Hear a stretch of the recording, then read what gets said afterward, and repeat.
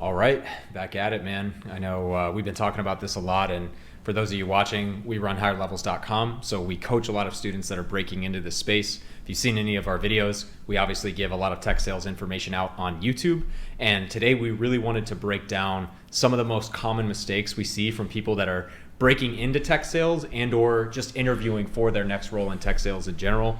Chris, I know we got a lot of stuff to break down, and we could probably do a marathon 5-hour episode. We're going to try and keep it condensed to the point today. Any other thoughts before we kick it off?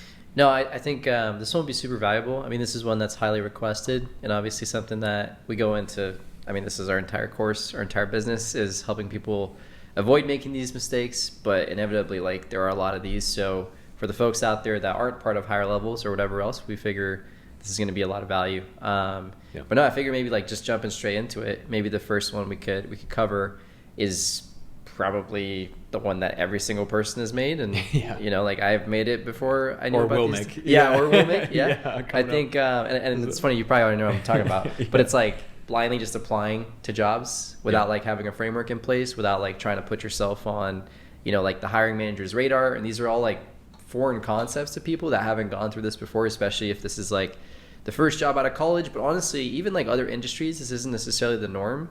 And so one big thing that we put emphasis on inside of Higher Levels is actually teaching people not just to blindly apply into a job and then like, you know, sitting back and just praying that like somebody's going to get back to you. Like that is the worst way that you can possibly try to go about this entire process. But yeah, before I obviously have a lot of thoughts on this. So before I just ramble off, I figure you can like maybe guide us through this. No, I honestly, I think, people underestimate, to your point, obviously the pray and spray approach doesn't work. And I think if you spend any time researching tech sales or just tried to apply, you figure that out pretty quickly.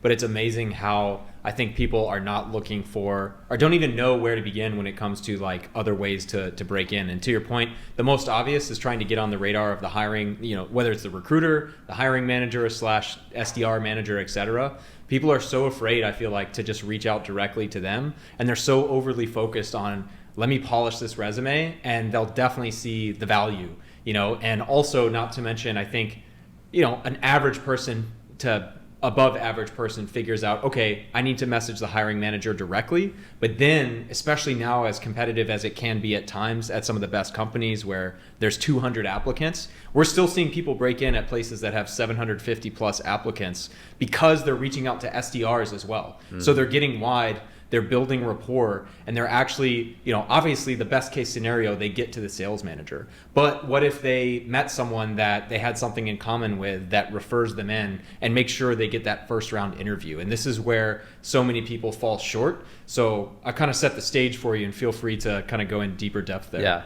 So no, I mean, this is, you know, I've created like 5 hours of content inside the course on this. So I'll try not to go too crazy here, but yeah, I think what it comes down to here is just like creating internal champions, right? And I think it's a fine balance between, you know, scalability. Obviously, like you're in a job search, so you can't just go like crazy on like one company and like hit up 100 employees or whatever else. Like you have to like plant your seeds in different places, and we'll talk about that mistake as well, like going all in on like one specific company. But when it comes to like doing this stuff, you want to obviously like reach out to the hiring managers, find the people that are actually responsible for hiring for this specific role, and obviously build as many internal champions, just like you said. Reach out to people at the company. You know, what are they saying? How can you build up? And you don't want to do this for every single company necessarily, but this is why I think it's important also to be targeted, right? Like tailor in your search, have an idea of like what vertical you want to go into. Like, what are you optimizing for, right? Do you want to make a lot of money? Do you want to,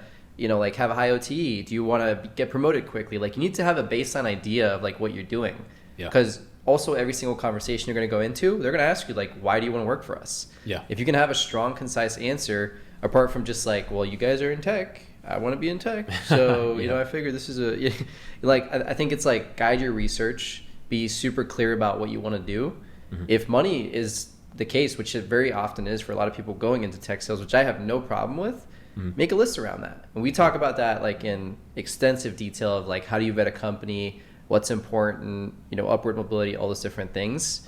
But yeah, like do not just blindly go on Indeed or LinkedIn and click easy apply. That Yeah. used to work 2.5 years ago. Yeah. Now things have just gotten a lot more competitive. Maybe the market will get back to that, like a couple of months from now or a year from now or something like that. Yeah. But I will say, I think from here on out, this is like your chance to stand out. And there's actually very, very few people even doing this. Yeah. Like we just spoke to a sales leader like a couple of weeks ago.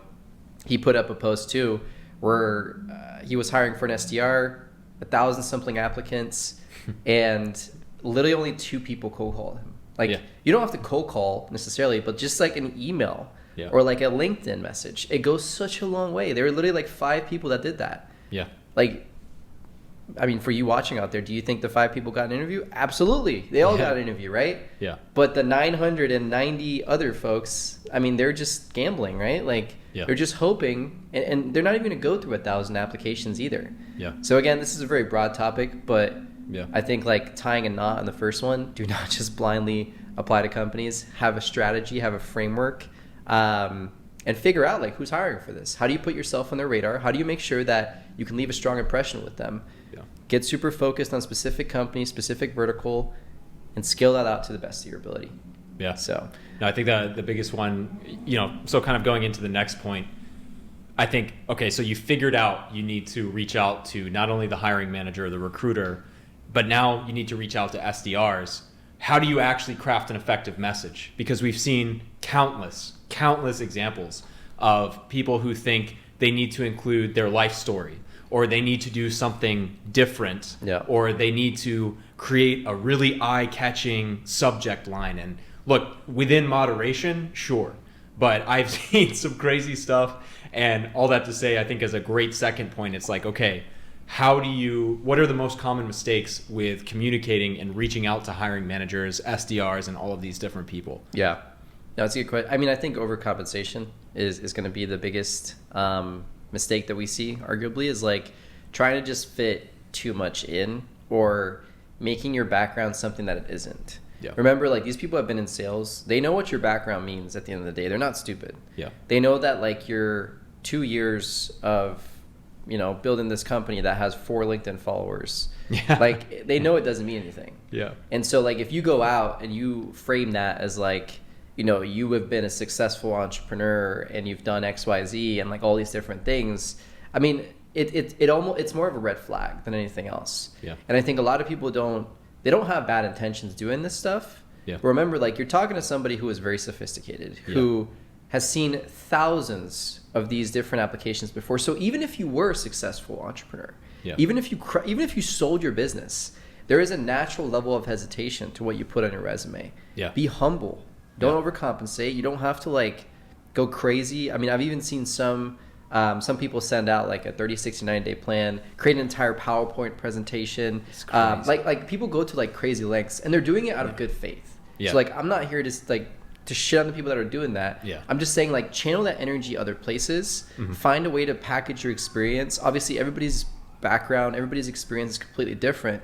So you got to find out like what can you humbly present in a way that's conducive toward tech sales. Yeah. Like find a way to do that in like 3 sentences. Obviously we go into a lot of detail with this inside the course. Yeah. But don't go crazy. You don't have to send over an entire PowerPoint presentation. You don't have to like film a 25-minute Loom talking about like XYZ. First of all, they don't have time for that. Yeah. And second of all, like it's going to hurt you. It adds so much risk into the equation. But I'm curious what you think, because you've seen this a lot too. I think, and it's like double tapping on the other side of that, which is like, so we provided a lot of bad examples and kind of talking about why this doesn't work.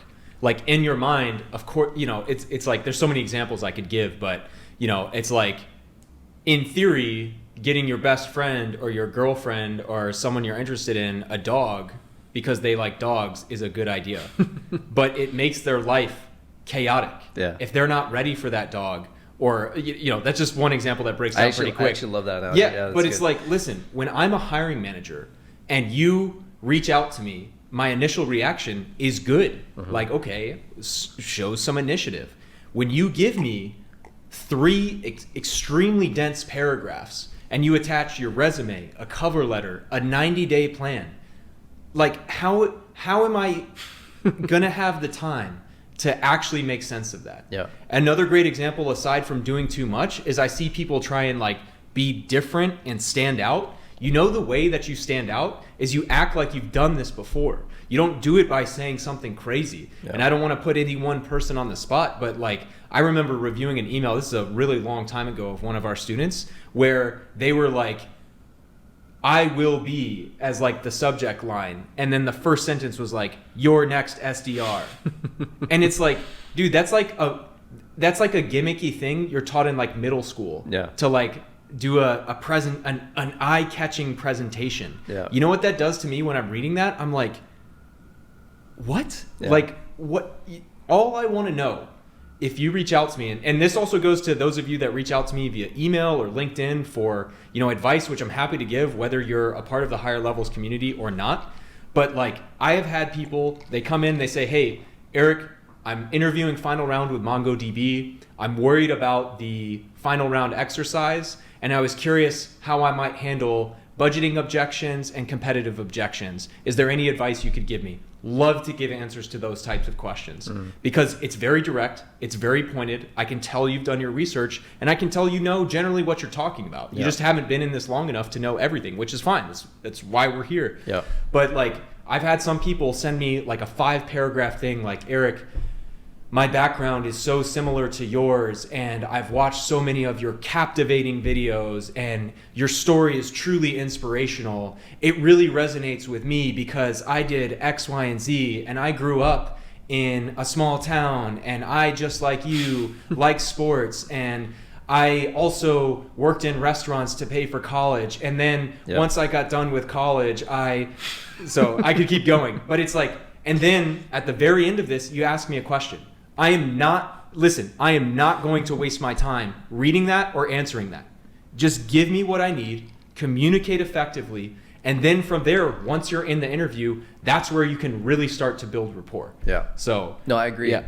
I think it's about removing risk, right? And this is something that we talk about a lot. Is like it's not about you selling them with one single email. That doesn't happen. The simple act of you reaching out, is more than enough. You're already standing out by like a long shot from all the other people that are easy applying just by sending a simple message. Again, the more uncomfortable you're willing to get, the better. If you have the balls to pick up the phone and cold call, that's great. But again, remember, that adds inherent risk. So, you know, and you're not going to get good at it without doing it. So I always like to tell people, like, we've had plenty of students who have landed crazy job offers by cold calling. Right? I think like there's definitely like a level of, you know, like the more uncomfortable that you get, the more you're going to stand out, especially if you execute well, because nobody else is doing that. I mean, this simple sample size that we were talking about was like 1,000 people. I think it was I think it was literally just one person that cold called. Which is crazy. Right. And even the fact that you're willing to try, that shows so much initiative. Right. And so, like when you're actively doing the thing, regardless of whether it's cold calling, regardless of whether it's emailing or a LinkedIn message, it's about removing risk from the equation. Less is more. So I think, that's definitely a big one. And maybe segueing into the next point too, of like, even once you're at the interview or like you're in the interview, like what do you share? How do you make sure that you're taking the same principle from doing your outreach to also like, you don't want to say anything bad. Right. So I know that you have a lot of experience with this, but what do you think, like what do you see the most people doing, putting them like in a bad spot or adding inherent risk to the situation where it's like, ooh, you know, like that wasn't good? I think a couple flavors, you know, so one, let's say you finally get your first interview and it's a company that you're obsessed with. I see people just getting like, this is the greatest job in the world. I have to work here. This company's so amazing. And maybe that's beyond just the interview specifics, but I think all that to say, and maybe a conversation for a different episode, is the body language and the tone that you communicate is desperate. And so you really, again, enthusiasm is one thing, but if you're like, oh yeah, I just really loved Snowflake's training program and you guys are just so great, it's like, hey, we get it, dude. Like, you know. So anyway, that's one point. I think another one is definitely going back to the example I provided previously of like sharing your life story. Almost in like if there's one takeaway from this video from my point of view, almost none of your answers in a standard interview, so forget the exercise and presentations that you may have to give in the final rounds, but no answer that you ever give should ever exceed 90 seconds, in my opinion. Yeah. Ever. And that honestly is one of the biggest things we have to help people with, is just brevity, to the point. And I'm sure what you can speak to as well is what should you actually present in the first place. Yeah. But literally, I've worked with students, and it's fine. Like, we all have to start somewhere. And I also struggled with this early on in my career. But I literally, the best way to do this, it is so simple, but people won't, is when you're practicing, like, tell me about yourself. Literally put your cell phone at 90 seconds, get the timer app, and go 90 seconds to 0, not 0 to beyond 90 seconds, literally a 90-second countdown. So you consistently can answer that in under 90 seconds. And like, until you can do that on autopilot, in my opinion, you shouldn't interview. But that takes just a couple hours. Yeah. Like, you have all of it in your head. Just sit down for an hour or two and start the timer and just practice. Yeah. And then when you really get it down, write down and document what are the major bullets that you want to highlight. I can keep breaking that down, but I'll pause there for your thoughts. So No, I agree. I think it's also like that's obviously one aspect of it, but also like what to avoid saying during the interview. yeah. I mean, again, interviewing is like a game. Like, there's lots of different nuances to it. There's lots of different things that you have to get down. But yeah, I would say like stack ranking them. Like, that would be the most important one, the one that you just covered. And then second, also just like what you don't say. Yeah. Like what you should avoid saying. Yeah. Because like you don't want to be talking bad about like your previous employer or whatever you did previously. Like, you want to find a story that is very logical, that makes a lot of sense, where you're clearly like painting a picture that like you've done a lot of research on tech sales. It heavily aligns with what you're trying to accomplish. Yep. Like, they want to also like make sure that you're not making, especially if you're coming in as an SDR, like what they're probably vetting for beyond anything else is, do you even know what you're getting into? Yeah. Right? Like, do you understand what this job entails? Do you understand that it's going to be uncomfortable picking up the phone, that you're going to get rejected a lot? Trying to get ahead of these things, and we have very extensive videos on this where we talk about it a lot, so I'm not going to bore you guys. You've probably seen the other podcast episodes, but if you haven't, like, quick TLDR, just avoid talking bad about your previous employers. Yeah. Create like a logical story around like what you've done up until now, and put it together in a way where they understand it, they get it, and try to get ahead of objections too. Yeah. Right? Like, there's certain things that people care about, but I think the biggest thing that I see with inexperienced interviewers is they don't know how to like get around it without shit talking their previous employer, or like shit talking whatever else has happened. That's a negative trait. You always want to avoid talking bad about any of your past experiences, your previous employee. And if you do it, it's such a fine line. Yeah. Like, if you want to do it, you have to be so skilled at interviewing that it really has to resonate. You have to almost make sure that the other person on the other side resonates with it before you say it. Yeah. So it's like, if you see something, I mean, I don't even want to go into it because it just Yeah, adds so much risk to the equation, especially for somebody who hasn't done it. Yeah. So in that sense, yeah, just avoid talking bad about your previous employers. Have like really concise answers, and also like write down whenever something stumps you, right? Mm-hmm. Like, if something is messing you up, write it down, practice it. Yeah. And you'll find over time, like, in the end, you're going to have a Rolodex of, I mean, I did this, and this is what we have a lot of the students doing as well. Write down whenever something like makes you mess up. And in the end, you're going to have like 15 to 20 of these different questions, and the answers are going to come to you like this. Yeah. Right? Obviously, we give like suggested answers, all those different things, but you got to make it your own. And that's another mistake I see people making, is like going on Google and taking like the top, like they search for like the top 10 answers to common interview questions. Yeah. And then they respond to a tech sales specific question with like such a generalized answer. Yeah. And sometimes people are even like, yeah, so basically like a little bit about my background, and they're literally like this, and I'm like, Yeah. it's unfortunate, but it's also like, you got to have your own stories. You got to put together like your own background in a way that you can stand behind it. Yeah. Anyway, that was very... No, it's good. I'd say the only other thing I'd say when it comes to what to say and what not to say too is like, one of the things I often see, and I get that this is a transition period, but tech is obviously blowing up, I think, in terms of popularity for non-tech roles, you know, like sales engineering, customer support, HR, all of these different things. I think there's something to be said about extreme focus. And look, when I got into tech sales, I didn't know it was going to be the career path for me, et cetera, et cetera. But I see people that are literally like, yeah, like I want to come in as an SDR. And then I think after a few years, like I could be a sales engineer or maybe go to the customer success team. And what you've just showed is you are not committed to this all in. Right. And what you've shown, again, is just risk. Like it's not good or bad. Some companies may like that and you could get away with that at maybe a bigger company. But to me, at least, someone that's coming in saying that, it just shows me that they're just kind of wishy-washy. They're still figuring it out. And that's fine. There's a time and place for that in your life.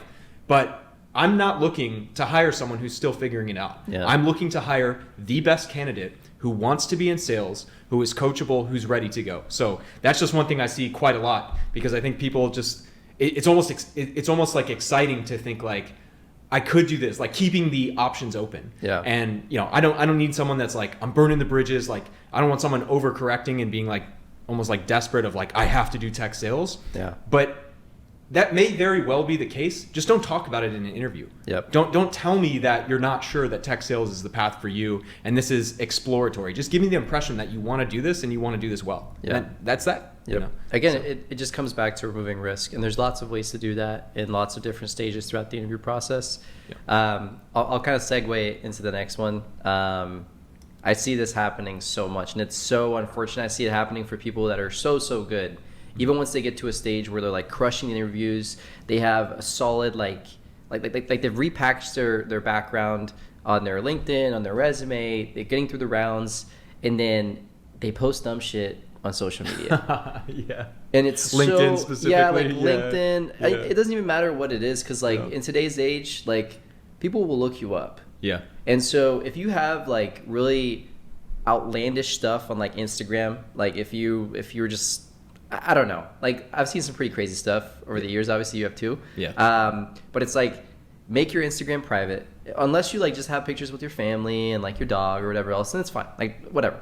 Yeah. Right. But if there's anything that like has inherent risk, like you got to use your critical thinking abilities here, is like remove as much risk as possible. They're going to find whatever is out there. Yeah. And so, but what I see happening the most is like, I hate this. So if you take anything away from this, please, for the love of God, do not post things on LinkedIn, especially not about like your interview rounds. Like I actually have seen people that are so good, they become so proficient at interviewing, Yeah. and then they just start posting on LinkedIn about like, oh, I just met with this company and XYZ, and this is why it was such a bad experience. And like, Yeah.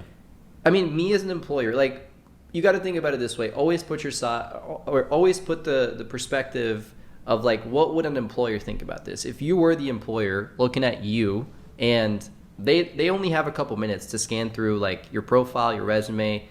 If the first thing they see is your LinkedIn profile that talks shit about other interview processes, what's going to happen when you have a dispute at work? Yeah. I mean, Yeah. so again, this is a very drawn out way of saying, please just do not post things about interview rounds, whatever else. Like, be professional.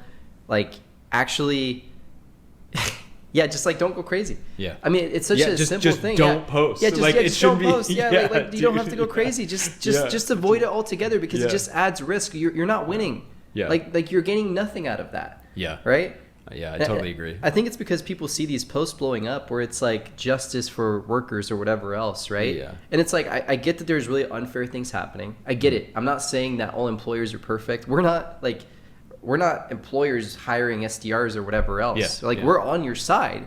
We're Yeah. just saying, like, these are the proxies that make you look bad as a candidate. So anyway, I'll throw it over to you. Yeah, I want to no, get your perspective on I this. totally too. agree. I know, for anyone who's watching that's familiar with that, the person at Cloudflare that recorded their termination call, and then posted that on social, pros and cons to that approach. All I would say objectively is it's been a couple months, and I know we looked at their LinkedIn recently and they still hadn't found a job. And the open to work banner was on, so they're actively looking. And again, who knows if that's the reason they're not getting a job, but it goes back to just reducing risk. And to your point, if you're posting every week about what you've learned about tech sales and how to break in, or I failed an interview, but I learned this.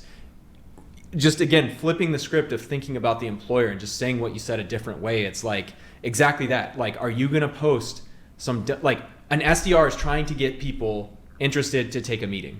And maybe if you're posting about the company, not that you have to drink the Kool-Aid, Yeah. but like you do that because you can make more money. Like if you do your SDR job well, you play LinkedIn well, you either choose to not post altogether, or once you're in the role, post about the company, post about webinars, see if you can get extra signups that way, you just make more money. And if you're combining that with posting about ambition or your drive or a lesson you learned or a thought you had when you were walking your dog, like who cares, dude? Yeah. Nobody. And all that shows is that you don't have the awareness of, like, again, some companies are more chill on this than others, but I would just say in general, if nothing else, what are you getting out of that post versus what are you losing? And what you are losing is the appetite of many companies, because they don't know if you're going to post some crazy stuff the further you get into the job. Yeah. So, really well said. And like, I would agree. Maybe that's your one takeaway for this video that I completely agree with, is just don't post dumb shit on LinkedIn and ideally any social. Yeah. So, It's just professional discrepancy. I mean, if you want to work in the highest paid vertical in the world, you got to have like, you got to be able to act like a professional. Yeah. And so like, I think just get that out of your mind if you're out there and like you're seeing all the unfair things happening. There's lots of unfair things happening, but there's also a lot of fair things happening. You only get to see the unfair ones. And so like tech has a lot of upside. Tech has a lot of good things about it. Not every employer is perfect. Just live with it. Yeah. So that's just how it is. Again, we're only saying this because we're optimizing for you guys to get the highest paying jobs and not to disqualify yourselves. Yeah. I will say though, like there's also another side of this, because I also see people getting too afraid to doing anything. Yeah. When they take on this mindset. So it's a balance again. And we're not saying these things to like make you just avoid doing anything altogether or getting really anxious or nervous about like the things that you're messaging or sending other folks. I also see a lot of people, they're just afraid of asking like questions, like tough questions, hard questions. And they only ask like really happy ears questions. And they don't realize that like by not asking the tough questions, they're actually kind of like disqualifying themselves a little bit, right? Like, especially in sales where it's a little bit competitive.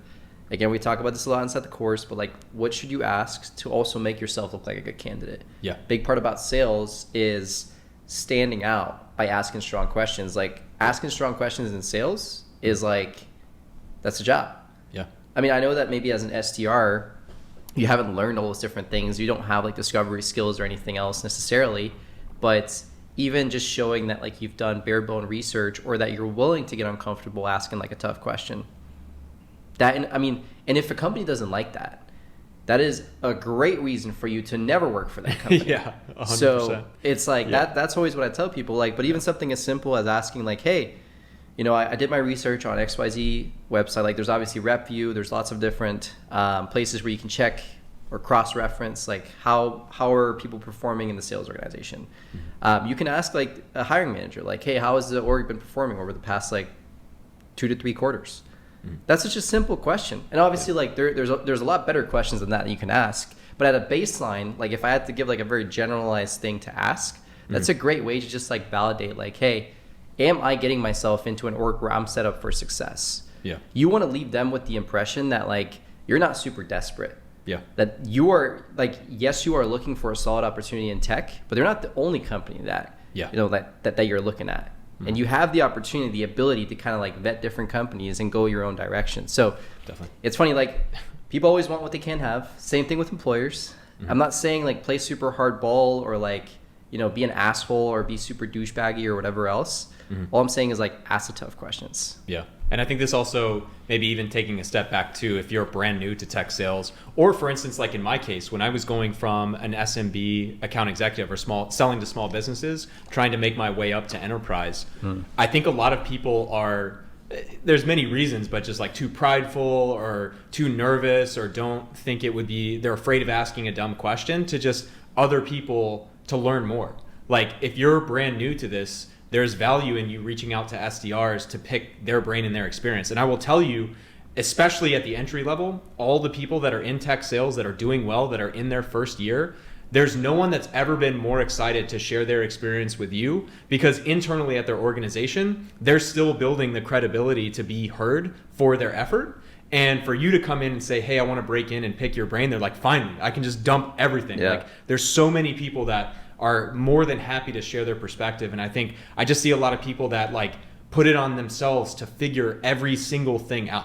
Like, again, don't bore me with a basic question like, how should I do this, or how should I do this? Like, have a more pointed question, but don't be afraid to ask. There's nothing wrong with that. And again, especially just the collaborative nature of sales in general, reps, when questions are asked very well, and we can tell that you've done a lot of research, you're a qualified candidate, we are more times than not, unless an extreme situation like I'm on a 2-week vacation overseas or something, more than willing to help out, more than willing to give advice, and more than willing to either write an in-depth response or give you 15 minutes of my time on a Zoom call. So don't be afraid to ask for advice, so long as you're putting in the work up front to ask intelligent questions in the first place. Yeah. So yeah, again, other side of that, like during an interview, I also see a lot of people asking too many questions. So like this is, again, it's a fine line, right? Like there's a balance between everything. And this is where it gets a little bit dicey. This is where sales is, an art. It's not a science. Yeah. But I would say, like, also at the end of it, like one of the most important things that people look at is going to be the questions that you ask. Like we just kind of talked about that. But if you just like ask, like what I see a lot of people doing is like they create this long list of questions. I did this myself. Yeah. So I've made this mistake. But I see a lot of like newcomers making the same mistake. Is like they'll have 15 different questions. And they'll literally like try to get through every single one. If there's 20 minutes left of the interview and they throw it over to you, they just start asking 20 questions. Yeah. And I'm like, you actually taught me this. This was pretty cool. I really like this. It's like, have 3 very tailored questions that like show that you've done your research, that aren't super generic. They don't sound like the top 10 best questions to ask, in an interview that you just Googled before the interview. Yeah. Like have 3 super tailored ones. And if there's 7 minutes left of the interview, by the end of it, you can just say, hey, that's it. I really appreciate it. Just ask your closing question. Like, very powerful move. Yeah. Like that's it. You don't have like, they don't want to waste your time either, or like you don't want to waste their time either, right? Like you want to make sure that like if you've gone through everything and like there's an upbeat thing, you don't have to waste the entire duration of the interview. Yeah. 100%. So, I know we even, maybe not an interview specific example, but I know we recently filmed like a testimonial of a student that broke in. They were very concise. They gave great answers. It was one of the shortest testimonials of our platform we've ever done. And we got off that and we were like, damn, nice, dude. Yep. Like it just answered exactly what we needed to hear. And like, there's obviously levels to it and you got to read the room. Some people want to have more of a conversation. Yeah. Some people are more than fine just making sure you're good. And like once they have a good impression of you, it's all just kind of a song and dance that they just get through. But yeah, I think like, again, separate content in of itself on the interview dynamics. But yeah, there's nothing wrong with ending a conversation earlier. Like I would rather, there's so many parallels, but whether it's like imagine you met a new friend or a new love interest or something like that. And, you were there, you had a good interaction, you exchanged contact information, and then you sat there and just tried to talk for like 30 more minutes. Yeah. It's like, again, it gets hypothetical really quickly, but a lot of times if you just end it, you're good. Yeah. Like there's power in doing that. It shows you're busy. It shows you have options. You know what you want. There's a lot of things when done effectively that it communicates really well. Yeah. So. No, I agree. I think also this is a very simple one, but a lot of folks don't know this, is just closing the interview. So just like asking to see if there's any hesitations. I see a lot of people doing this in a very, strong way. Like everybody has their own style. So for me, like I like to make it super casual. It's like, hey, I really enjoyed chatting with you today. Any hesitations about my background or my experience, anything we chatted about today, where you think I wouldn't be successful at XYZ company? Sure. So like, again, like how you ask that question, completely up to you. Yeah. But you like give them a chance to tell you if there's any objections. Yeah. And it's not just so that you can like overcome them in like whatever magical way. You're showing them that like you're comfortable with asking the tough questions, and that's powerful beyond anything else. That's what they want to see in a top candidate. Yeah. No, it's funny. And like SDR interviewers, especially if you're at the entry to mid-level of tech sales, like I think closing the interview is very important. Maybe it changes a little bit on the enterprise side, especially if you have a big network, you're getting referred in, et cetera, et cetera. Yeah. But I will say, on that note, like it's funny. I even talked to someone recently who tried to close an interview and the person was like, listen, I genuinely can't provide an answer because of HR. Like I would be violating this. And we were talking about, they were about to go to their final round interview and we're like, I don't know if I should close it or not because they said no. And I was like, no, dude, this is a perfect opportunity to like make light of that situation, because that the person who told them that they were going to violate HR policies if they gave an answer to that was going to be part of this panel interview. But I was like, what a great way, if the conversation's going well, to spin that and even say, hey, at the risk of violating your HR policy, I've got to ask, are there any hesitations you have about my background or moving me forward to the offer stage? Yeah. And like, that's such a powerful thing when done well, even though people expect it. When it's done really well, it sets such a strong impression. Yeah. So, yeah. No, you can also make it funny. You can always be like, and again, read the room, right? But you can say like, in true, boiler room fashion, like, again, like you can just preface it with something fun. Again, you got to make sure the conversation has been going well up until that point, right? You can't just be throwing out stuff like that where it's like, they borderline just want to get off the call.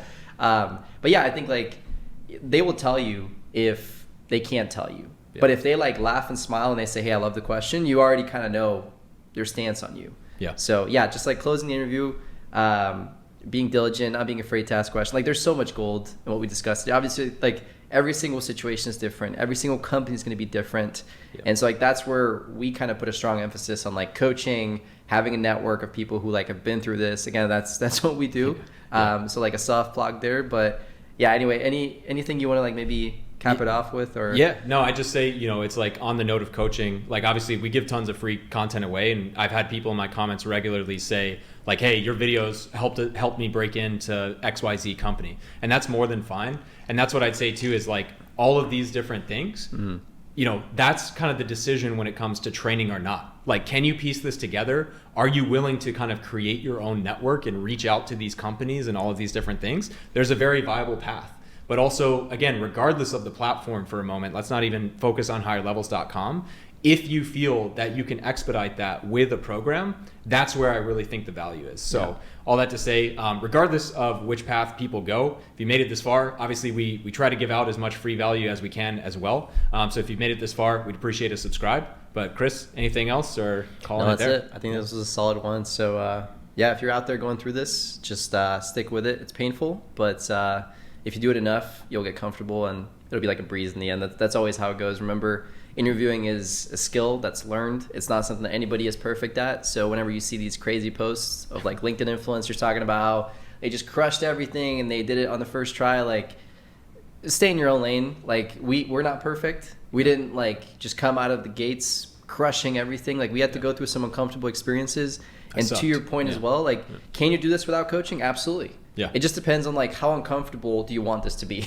Yeah. Do you want to go through like hundreds of interviews before you crush it, or do you want to have like 4 or 5 and then have guidance on the side? Exactly. Anyhow, know exactly what to do at each stage. Yeah. Yeah. Exactly. So. But no, I think this was super, super powerful. So that's it for this one. All right. Appreciate